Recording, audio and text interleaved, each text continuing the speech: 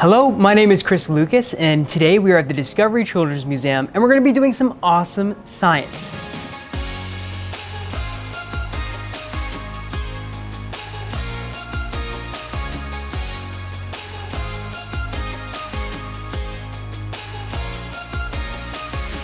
Now, we've got a couple of cool things on here, and we're going to be doing a little bit of cold science, which kind of goes great with our current weather.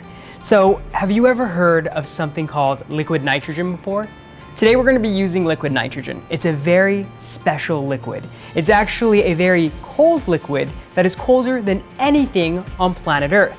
Now, before I begin, you can actually see I've also got some science safety gear on right now. So gloves that are very special. They're going to keep my hands from getting burned because when you work with very, very cold things, you could potentially get burned. I also have my goggles and my coat on. Remember, if you do science at home or if you do science in the future, safety is always important. Now, let's go ahead and get started. I have what's called a scientific dewar. It's a large container that is the home for liquid nitrogen when I'm not using it. So I'm going to grab my scientific dewar and we're going to pour some of that liquid nitrogen into this silver container. Here we go.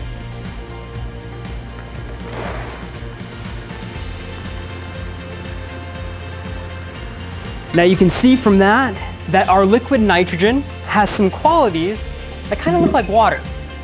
So it kind of spills out there. It wasn't thick like molasses. And you can see that it was kind of cloudy too.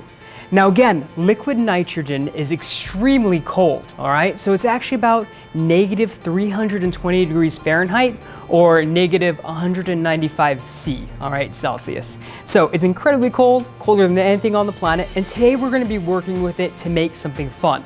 We're gonna be making some bubbles, all right? So I'm gonna go ahead and take some of this liquid nitrogen, and I put on my gloves real quick, and we're gonna add this liquid nitrogen into some of these science beakers. So here we go. Grab that liquid nitrogen and we're going to add it into these beakers. Now if you notice, it's nice and clear, but the liquid nitrogen is also bubbling. That's because the liquid nitrogen, it likes to stay very cold, and our room temperature is actually very, very hot to this liquid. So what we're going to do is we're actually going to capture some of that nitrogen gas that's coming off, and we're going to make them into bubbles. All right, so here we go. We got some good bubbling. Let's go ahead and make some bubbles.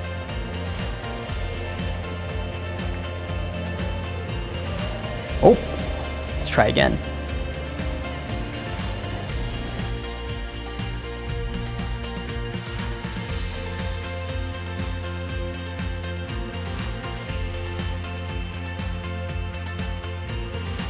And you can see these bubbles, they boil pretty quickly.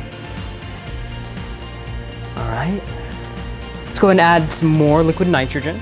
Or maybe we can get some big bubbles to start forming.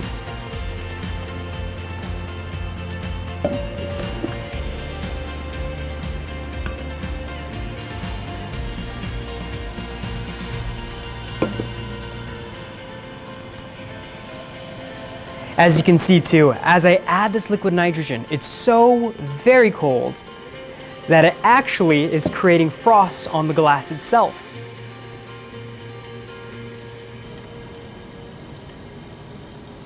All right. We can see those colors swirling on the inside. Now nitrogen gas actually makes up about 70% of the Earth's atmosphere. So you've been breathing nitrogen ever since you were born. Now oxygen only makes up about 30% of the, 29 actually, percent of the gases we breathe every day. All right. Now you can look at these bubbles and you can ask, why do bubbles form iridescence? And that's because when you think of a bubble wall, it's very, very tiny, all right? So it's very, very tiny, and it actually has different areas that are a bit thicker and areas that are thinner. Now, as light enters the thick or thin areas on a bubble, it begins to bend. So depending on how thick or thin that part of the bubble is, and the way the light travels through it, we'll get some color. So you might see some gold, you might see some purple, you might see some yellow. That's all dependent upon the light coming in and the thickness or thin part of the bubble. Now, liquid nitrogen has a lot of uses. We use it in the hospitals. We use it for food transporting.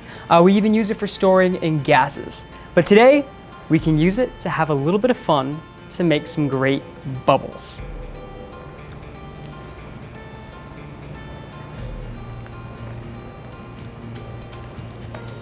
Alright guys, if you liked our science experiments today, be sure to like, comment, and subscribe to our Discovery channel.